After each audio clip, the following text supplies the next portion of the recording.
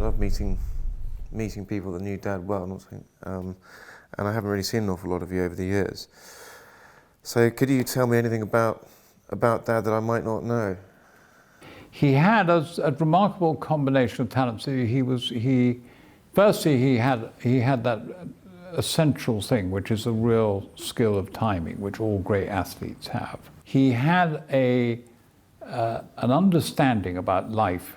There are a lot of people who tend to get so immersed into a sport they think of little else.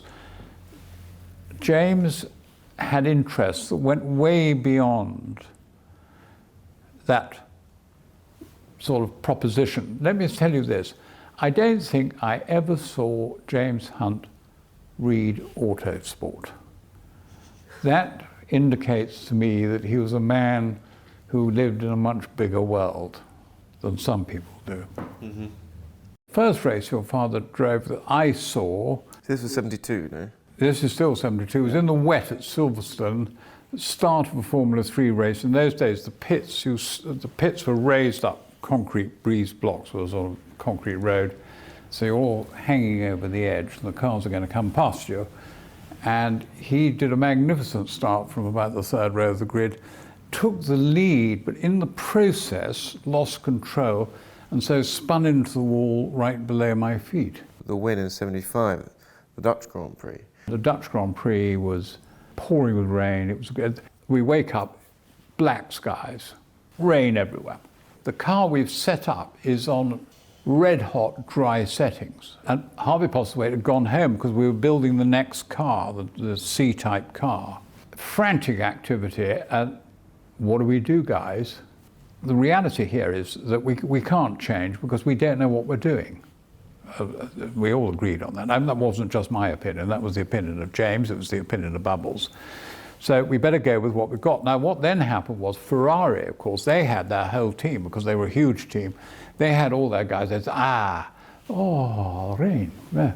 Right, so they then started adjusting the car. And actually, that rain was the basis of why we won. The second thing was that your father, and what your father discovered before anyone else in F1, was there was a dry line. You now see them talking about it the whole time, the commentators, but actually James Hunt was the guy who worked it out. And that's why he won the Dutch Grand Prix, because he said, even with wet tires, after about 5 laps, there is a dry line if it's beginning to back off. Mm-hmm. And that's what he'd learned at Monaco.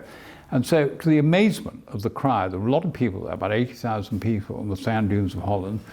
The car came in, lap 5, changed and went out on dry rubber.